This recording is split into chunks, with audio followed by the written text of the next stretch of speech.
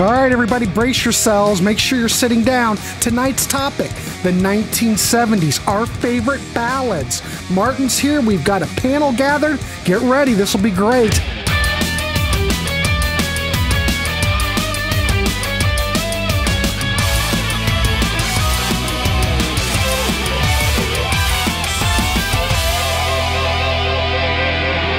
Welcome to the Contrarians, and tonight we have well, I always say this, but we have a great topic. In fact, this is a topic that I'm really kind of surprised about because the elder of rock, I guess he's to my left, came up with this topic. I'm going to have the elder start us off.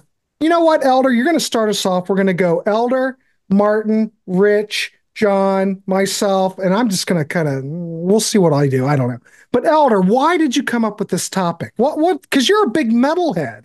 Well, I like metal a lot. I'm not like a metalhead as bad as I used to be. Like I used to be this really staunch, back in the 80s and stuff, the really staunch, if it's not metal, it sucks kind of thing, Mm-hmm. But, of course I've become more open-minded, and I've always kind of liked the little ballads here and there anyway, because, always good to play for the girls, of course. Say, hey, this band has a ballad, Well, so, especially like in 8th grade. Anyway, but I want to say our topic tonight, we're going to pick our top 5 favorite ballads of the 70s. So we're just going to go through. Did we decide we're just going to do all 5, Martin? Sure. Okay, all 5. All right. And so we're going to start off the elder, Martin, Rich, and John the Music Nut, and we're just going to go around. Okay, elder. All right. You've got the podium. All right. So, yeah. And also this was inspired a little bit by, we did a show of our favorite 80s pop albums. Yep. So it kind of was a little bit inspired by that. Anyway, so I think this came out in the 70s. The first one I'm going to say is by Led Zeppelin, I'm Gonna Crawl. It's off In Through the Outdoor. That was in 79, wasn't it? Yep. Okay, yeah. Okay. 79. Okay. I thought so. Yeah, so that's really cool. A lot of people might say All of My Love, but I like I'm Gonna Crawl. It's got All of My Love had a little bit more of a poppy, upbeat kind of thing to it, but I'm Gonna Crawl is a nice, slow, song. So yeah, so that was my first one for number 5. Then I'm gonna go with by Cheap Trick off their first album, Mandocello. Nice little acoustic song. I don't think it was a big hit for them, but it should have been, because it's a nice, cool. It's on their first album. The album's pretty rocking for the most part, but this is the one part where it kind of slows down a bit, but it doesn't totally bring the album down. So it's really cool. I like that. The next one is going to be by Aerosmith off of Rock's Home Tonight. To me, that's inspired. When I first heard Home Sweet Home, I thought of Home Tonight. I thought this really inspired that song. It was a great way to close the album, and I really liked that. I've always liked that song. So my number 2 is going to be by Black Sabbath off of Master of Reality, Solitude. Again, this is a song I really, when I was younger and feeling a bit depressed, I would put this song on and it would make me feel a little better, because it talks, just it's a solitude, and doesn't bring the album down again like a ballad might. It kind of is a good way to break it up. It's the next to last song on the album, so I thought that was kind of cool. And then my number 1 is going to be by Kansas, Dust in the Wind. It was a big hit for them, but I just think this is a great put together ballad.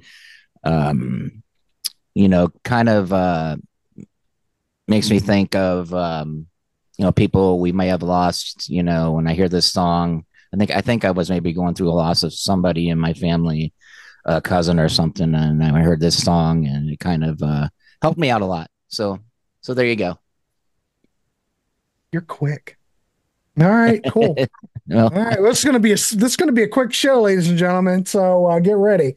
All right, thank you, Elder. Golly, but still, a lot of your selections are pretty much rock, though. I mean, it's not like, like I chose Debbie Gibson's song or something. Exactly, but that's okay. It's all probably the '80s though, but not all about talking music. Well, I'm going to choose Carpenters. All right, Martin, you're up. Yeah, well, I might take a little longer here because I just thought this topic was so insane, right? As I was saying before, it's like it's almost irrelevant what our choices are, but it got me thinking about some certain things. So I've always felt this about ballads. I don't want ballads from my heavy bands. I want ballads from very, very quiet bands. And you're going to see in my choices, I like the idea of women singing, girls, women, girls, whatever, Oh singing these gosh. ballads, right? And actually, in every case here, I did a whole podcast episode on this. In every single case here, this blows my mind that this happened. But some of my most played albums from the 70s after, like in later years, have been dual male and female vocal albums. So I'll mention that in a sec. But yeah, so number one, I don't like getting ballads from heavy bands. And number two, I kind of like, there's something, I have a problem with ballads from bands that are too massively, massively, massively famous, right? Because I feel like ballads are like an intimate, quiet experience. And every time I hear like a ballad by the Stones or U2 or Bruce Springsteen or something, all I can think of is thousands of people sort of thing, right? So that happens. I realized also my choices, when I want ballads, I want them to be kind of in the weird folk department, right? So I thought of bands like Kate Bush, Roxy Music, Brian Eno, or actually just Eno, sorry. But my choices, and like I say, I've got an entire podcast episode. I'm fascinated by these albums. I played them hundreds of times, all of them. Let's start with the Jerry Garcia band, Cats Under the Stars, and I could pick three off of this. I could pick Palm Sunday, Down Home, Rain. I mean, even Ruben and Charisse is a bit of a ballad, but Palm Sunday definitely. It's the most tranquil, quiet, mellow thing. Down Home is just Donna going, ooh, but Palm Sunday at least has lyrics. It's really short, but it's the most tranquil, quiet thing that you can ever imagine. So I've always loved this album. And then you can add in all sorts of Donna era Grateful Dead as well, like France, stuff like that. Here's another weird one. This band doesn't have a lot of ballads, and they're a very scary band. But there is one ballad on here that freaks me out completely, and it does fall into this weird folk male female dual vocal things. And that's the band is called The Ghost. When You're Dead 1 Second. This is a Birmingham rarity. They only made one album, 1971. This is a kind of a weird, boot reissue kind of thing, but it's kind of satanic and creepy and psychedelic. But there's a song on here called Hearts and Flowers. And it's like the lyrics goes, hearts and flowers died today. So it's like a really dark kind of Sabbathy, weird, witchy sort of ballad. So I'm going with that one. And one that's not as dark, but also falls into this weird folk male female dual thing that I've played hundreds of times, believe it or not. Only kind of the mellow songs off it is this Jefferson Starship or Airplane offshoot band called Grumqa. And look at the back cover. It's 1972. It's like late hippie music. It's a little bit country rock, I suppose. But there's two amazing ballads on here. One's called Going to Canada, and the other one's called Waiting for My Ship. And just the arrangement of horns and acoustic guitars, really weird female vocals that are a little imprecise. She never did anything else ever again. They only made this one album. So again, male and female dual vocals. I'm going to leave the best for last. I don't even know how many that is, but I may be going to 6 here. I'm not sure. Another one that fits this, totally weird folk classic, Trader Horn, 1970, I believe it is, Judy Dibble, right? This is full of ballads. It's like acoustic guitar, clarinet even, and again, male, female vocals, really kind of lysergic lyrics, and it's weird folk. So yeah, I could pick 2 or 3 off of that. But the absolute tops, I am getting to the end here. This album I've played well over 500 times. These Trails, 1973 from Hawaii. It's an indie from Hawaii. It's been reissued a few times. It's one of these $1,000 records if you've got a record of it. But it is like slack key tuning. Again, male, female vocals. Margaret, She died in 2002. This is the only thing they ever did. It's the only thing she ever did. She had some like mental health issues, and she was like a crazy hippie, kind of like, you know, searching for herself. And I think she was like in a romantic relationship with the male guy in this band. And I was so obsessed with this album, I even tracked him down and interviewed him. And I interviewed her sister as well. And so, yeah, this is an absolute masterpiece. And there's a song on here called Hello Lou. They're all ballads. I mean, they're all acoustic guitar, weird folk, kind of weird singing. There's some really kind of spooky stuff on it. But there's a song on here called Hello Lou that I prodded about to Patrick about this, and he says, no, it's not supposed to be about Lucifer, but the lyrics are this really subtle sort of thing where this this guy shows up at the door and it's windy out and there's rain and there's branches breaking and stuff, and Secret of the Keys and all this stuff. It's a beautiful, beautiful ballad. And again, the whole idea with this that makes it a masterpiece is Margaret singing and this acoustic guitar work that's like twice as good as the best stuff Nick Drake ever did, like really complicated, interesting acoustic guitar. Absolute masterpiece, These Trails. So yeah, I kept it to theme because it's such a massive question, right? I went to the stuff that I played a million times, and they are all ballads, but they're not particularly love songs. They're just very quiet, mellow songs. They're either, you know, piano based or acoustic guitar based. But those are, you know, I just took the opportunity really to rave about some albums I'm completely obsessed about. Those ones I'm like nuts over. Like I say, hundreds and hundreds of times I've played those albums. And why I did that podcast episode is it hit me like a lightning bolt one day. Every one of these is dual male female vocals. That was like a complete surprise to me. That my most played albums turned out to be that way. It was like this pattern, like math falling out of the sky sort of thing. So there you go. That's my 5. I hope it didn't take too long. No, that's good. All right. All right. Thanks, Martin. That's All cool. Right. Rich, I'm waiting to be dazzled. Uh-oh, pressure's on. Oh, no. Well, okay. Well, I'm going to start out with the Kinks from Lola versus Power Man and the Money Go Round, the song Get Back in Line. I think it's really a beautiful song. I love the arrangement with the acoustic guitars and the organ, and I love Ray Davies' vocal melodies and the lyrics. And I also really like the bass guitar during the refrain. And also, it's one that I used to perform with my brother Tom at open mics when we used to do open mics together with him playing guitar and me singing. And there's a great, I like that line in there. I don't ever want to see you standing in that line. That was something that I think Ray Davies' father told him. I think Ray Davies, he went to get a loan and he ended up accidentally standing in the unemployment line. And I think his dad said, I don't ever want to see you standing in that line. So anyhow, yeah, I love that song. That second one is going to be another Kinks song from Soap Opera. It comes near the end of the album. It's called A Face in the Crowd. And I just think it's a beautiful song. And I don't know if you're familiar with the Soap Opera album, but it's about this guy, Star Maker, who decides to trade places with this normal guy, Norman. And at the end, it ends up that both him and Norman are the same. And that, anyhow. Third choice would be Jethro Tull from Benefit, Saucity, You're a Woman. Really love the vocal melody. I like the acoustic guitar and the organ in it.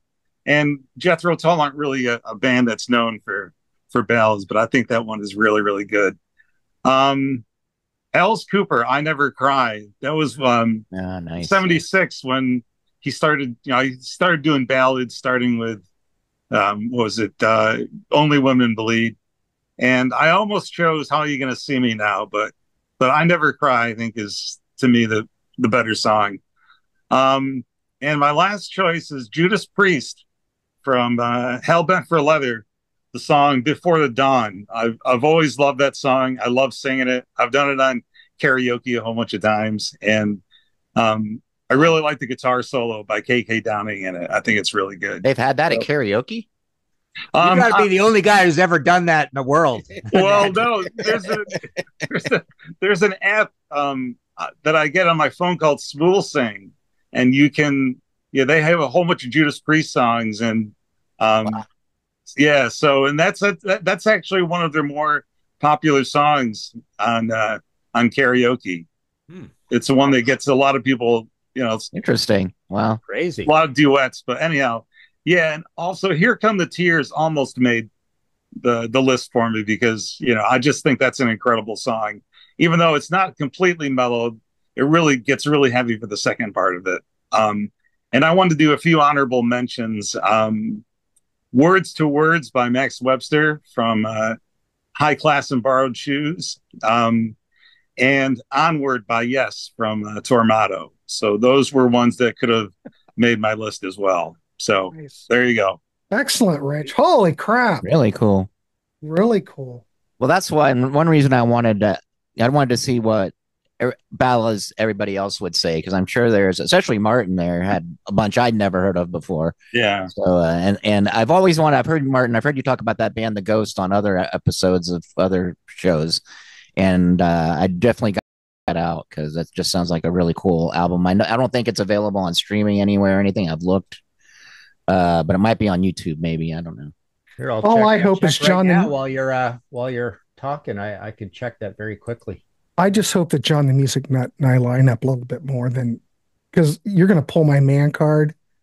You're just a crayon. What is up with you,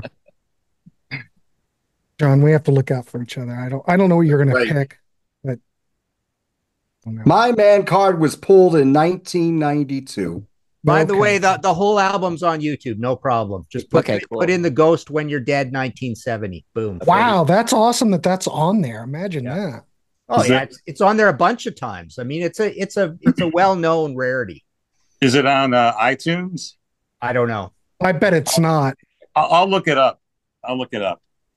I'm going to Hey, check Martin. Spotify right now. Actually, But that CD, that was a legit. I don't know if that was a bootleg. What's the deal with that CD that you showed? okay, so I have a CD of it, but then Okay. I also did liner notes for a CD reissue that I don't have. So I interviewed Shirley, and she wouldn't talk to me on the phone, so it was only an email interview. But what I showed you was a piece of vinyl Mm-hmm. that actually has the original Gemini label. and Oh, stuff, what but a it's- cool label! It's not an original though album, but oh yeah, there's a song on here called "Night of the Warlock." It's a totally satanic witches and warlocks, and it's just like this jolly music. It's very creepy. It That's sounds really like Deep Purple Mark I, but Okay. mixed with a little bit of Deep Purple Mark II. Very Sounds like a good one to check out for Halloween coming up. I'm gonna have to check it out. Totally a Halloween album. Yeah.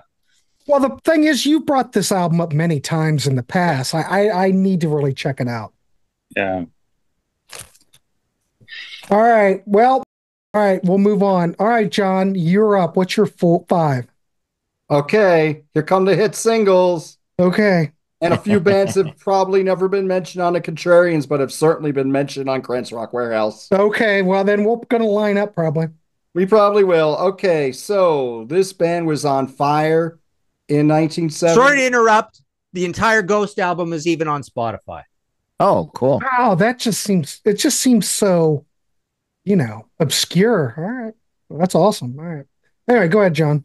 All right, thank you. This was a hit making machine in the 1970s. They had a lot of hits that were R&B, that were funk, that were ballads. This is probably the most bombastic and emotional of all those songs. And it's Earth, Wind, and Fire from the album I Am, and it's After the Love Is Gone.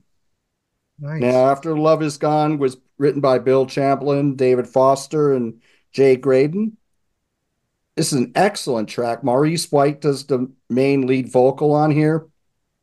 And then when the harmonies kick in before they go into the chorus, it just goes to a whole new level. The horns on here are magnificent. Don Myrick's alto sax solo is excellent. This was a #2 hit on the Hot 100 and the R&B charts in 1979, as well as a #3 hit on the adult contemporary charts. One of the biggest hits, one of the most memorable hits by a fantastic band, Earth, Wind, and Fire, After the Love Is Gone. Okay, let's go with another hit-making machine. A band who toured with Earth, Wind, and Fire last year, I believe. And they've been around well over 50 years. The 70s, they were on Fire. This is a fantastic ballad. As soon as I tell you that it was part of a suite, you may know what I'm talking about. It's from Ballet for a Girl in Buchanan. There were 2 hit singles from this suite. One of them was Make Me Smile, but I'm going with the ballad from Chicago too, and that's Color My World. Color My World was written by James Pankow, sung by Terry Kath. Most of the ballads we know were done by Peter Cetera, but Terry Kath could sing a fantastic ballad as well. He wasn't just a fantastic guitar player. He had that fantastic voice a la Ray Charles that was spectacular. Walter Parazater did the flute solo on here, which is very memorable, great hook. What a piano line on this song as well from Robert Lamb. Fantastic track. Color My World from Chicago 2. Okay, another band we are not going to talk about on the Contrarians. Yeah. So this band had started out more as a hard funk R&B band. As time went on, they became more ballad heavy, especially when Lionel Richie started writing all the songs. Yeah. And it's the Commodores. It's from the album Midnight Magic. This is their All the Greatest Hits album. I'm going with the song Still. This was the #1 hit for the Commodores. It was their last #1 hit, I believe. This is a piano ballad, well written and sung by Lionel Richie. Lionel Richie would really have a knack for these kind of songs, especially when he go into his solo career. He had a ton of hits that were in this same vein. But it's a piano ballad where the orchestration and the horns really bring it another life, and is a amazing song. It's a song that it always gives me it always touches me. It always has from the first time I heard it. And it's one of a slew of great #1 ballad or big hit ballads by the Commodores. And it's Still by the Commodores, 1979. Now I'm going to go a little deeper. Okay, this is a band we've talked about a lot on the Contrarians, but I don't know if we ever talked about this song. This is Queen. This is from Day at the Races. The song I'm going with is You Take My Breath Away, which is a beautiful piano ballad by Freddie Mercury. And the harmonies on here, they're not overbearing. They just add to the mood. And they're kind of low in the mix, all except for the beginning and the end when you have the multiple voices recorded kicking in and adding a hook to that. Brian May has a short but very excellent guitar solo in it, which really adds to the mood. But Freddie's voice on here, it's very tender, it's very somber. Excellent track from an excellent album, in my opinion. It's You Take My Breath Away from A Day at the Races. And my last one, I'm gonna give a plug for my channel, the Music Nut program, where I'm doing Thin Lizzy Thursday right now. This is from the Johnny the Fox album. And I'll tell you what, Phil Lynott can sing a ballad like nobody's business. There's 2 outstanding ballads on this album, but the one I'm going to go with is Sweet Marie. Now, Sweet Marie, it's got a very strong sense of melancholy in it. Phil's vocal is very emotional on here. The guitars they're not as high in the mix as usual, but they add a lot of feeling to it. There's a fantastic bridge on here. You also have a lot of orchestration in the beginning and the end of the song during the bridge particularly. But this is one of Thin Lizzy's most underrated songs, in my opinion. It's Sweet Marie from Johnny the Fox, 1976. So there are my 5. Wow. Cool. Excellent. Thank you. All right. Cool. All right. Wow. We're going big guns. I'm gonna say the Earth, Wind, and Fire song. I remember like slow dancing at to Many a Girl, or at the skating rink, hearing that song during the slow couple skate, or sometimes it was like the last song of the night, or it was the slow dance at my 8th grade or whatever, junior high dances or whatever. So yeah, very good one. I like that. I'll add a point too. You got me thinking of Thin Lizzy, and for Thin Lizzy, I'd go with something like Buffalo Gal, Chatting Today, Old Flame, Banshee, instrumental, and you can actually hear I think it's even got some vocal lyrics on it, right? On YouTube, you can hear a long version of that.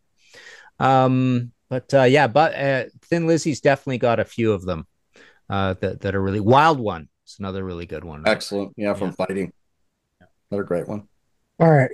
I've got my 5, ladies and gentlemen, so brace yourselves. I hope you're all strapped in. Yes. All right. All right, I'm going to go with this. I'm going to try to go chronologically. So this is a song came out in 1970. This was originally used for an ad on TV in California, Crocker National Bank. Now, Richard Carpenter heard the song. He approached Paul Williams and said, is there a who was one of the writers? It was written by Paul Williams, Roger Nichols. And Richard Carpenter said, is there like a longer version of this? And there was, and we're talking about the song We've Only Just Begun, single by the Carpenters, 1970. Holy crap. Just to listen to Karen Carpenter sing that song makes me want to fall in love, find someone to marry, because that's what it's really about. Young love, going out, settling down, getting a house, which no one can do now. None of the young people can do that now. That's the old days, but it's absolutely stunning. There's a lot of Carpenter songs. I mean, come on, Karen Carpenter, a voice that just absolutely tragic. Plus, Grant, I guess if they couldn't buy a house, they could build one because they're the Carpenters, right? Exactly, 100%.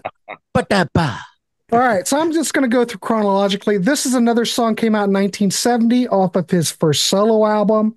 Came on Paul McCartney's debut. I'm going to go with Maybe I'm Amazed. There's also a version from Wings at the Speed of, Wings Over America. Right. The live album, which is what probably everybody knows about. But yeah. Maybe I'm Amazed, that the first McCartney solo album, Paul recorded everything. Guitar sounds on here are phenomenal. Anytime Paul's playing guitar, I'm in because he was the best guitar player in the Beatles. You can quote me. But anyway, great song. Yeah, I never get tired of it. I think it's Paul's one of his best songs he ever wrote. Go with that. All right. Another song I'm going to go with. Okay, I think this should be about right. Well, maybe we're in the same ballpark. This is a song about the death of a dog. Carl Wilson from the Beach Boys, his dog died. And this is a song about that dog. This song reached number 6 on the charts. I don't think that this artist really had much of a hit-making career. He was in Sha Na Na. I know what you're talking about. All right, I'm going to go with Henry Gross, the song Shannon, which is about a death of a dog. And I think it's absolutely the harmonies. It could have been a Beach Boys song. It sounds like the Beach Boys are singing on it. I don't know if Carl Wilson's on it. I'd have to look, but I don't know. There's no Beach Boys on it. Yeah. But it's absolutely beautiful song. I never get tired of it. Production's great. Everything's top notch. Yeah, that's a beautiful song. That is just great choice. Great choice. Thank you, everybody. Thank you. Anyway, my next song, we're going to 1977. This is an Eric Clapton song. I'm not an Eric Clapton guy, but I will tell you this, the song Wonderful Tonight by Eric Clapton. Yeah, I like it. In fact, I like the whole Slow Hand album. If I'm going to listen to any Eric Clapton album, that's the album I'm going to go to. Lay Down Sally, which is great. Wonderful Tonight, though. Beautiful song. Oh, my God, that he wrote about Patty Boyd. Yeah, I could see that back in the day, writing a song about her. I probably would have done the same thing. Anyway, great track. Wonderful production. I think, what was that? Produced by Glenn Johns produced it. So it's wonderful. Great record. All right, my final one I'm going to go with another band that I'm not really a fan of. I can appreciate some songs, but this is the end of their career. We're going with 1979, something off the Eagles' The Long Run, and I'm going to go with a song by Timothy B. Schmidt. We're going to go with I Can't Tell You Why from 1979. Absolutely beautiful. The guitar on that was played by Glenn Frey. All those guitar solos, very bluesy, emotionals. Yeah, I mean, you don't look at Glenn Frey as a guitar player. I mean, he played rhythm guitar, but man, when he would play a solo. Hey, you would think it would be Joe Walsh, but no, it's not Joe. It's not Joe. It's Glenn. Great song. Came out in 1979. Well, it was released in, it did come out in, wait a minute. Recorded in 78. All right, hold on. It was recorded in 78. Technicality. March of 78 was recorded. So it's gonna slide under. Came out in 1979 though. It came out as a single in 80. So I'm all right. Yeah. All right. Anyway, that's my final one. So I can't tell you why by the Eagles. There you go. My honorables. Is it in your honorables? It was in my honorables. Yep. See, we're like a half hour in. Anybody else have anything to mention? I just thought of another band that I could have picked 5 easily. Peter Gabriel. He had 3 albums in the 70s, right? So I could have easily picked. Hang on, Peter Gabriel 3. It's 79, isn't it? No, that's 80. Ah, dang. Okay, so then, but still, Salisbury Hill and 1 or 2 others that could fit. Too. Yeah. So, anybody else have anything real quick? I got a couple. One is on Pieces of 8, Styx, the title track, Pieces of 8. It's kind of it's a little proggy ballad, but it's 6 o'clock. I like that song. I guess that's all right. Yeah. And that'll show up in my top 5 favorite Styx songs, actually. There you go. What about Sing for the Day? That's a bit upbeat for a ballad. No, I don't consider that a ballad, really. Yeah, it's a bit upbeat for a ballad. Yeah. I could see picking a couple off of Heavy Horses or Songs from the Wood, Jethro Tull. Definitely, I could find something there. Well, the song Home from Stormwatch, I think, is a really good ballad. Yeah. And then by Kiss, not Beth, but Hard Luck Woman. I just always think that was the better ballad. Yeah, I think that's I think that's good. Yeah, that's a good track. Yeah, so as you know. Oh, well, we could go down the Todd Rundgren road. There'd be plenty. And we still be friends from Hermit of Mink Hollow. There's another fantastic one. That's a good Gary one. Rafferty, City to City. Oh. This is best known for Baker Street, right down the line. In between all these songs with a variety of moods, a variety of genres, you got this beautiful piano ballad called Whatever's Written in Your Heart that has this really cool gospel feel to it. Excellent track. I think this would have been another huge hit for Gary Rafferty if the record company had put that out. And one more that I got, but this one borders more on gospel. And this is from 1970s, the Greatest Hits album. Simon and Garfunkel, Bridge Over Troubled Water. That is a beautiful song. Beautiful song, yeah. I guess ballads aren't allowed to have too many beats per minute. And I guess if they do, then you have to make sure the instrumentation's really light, right?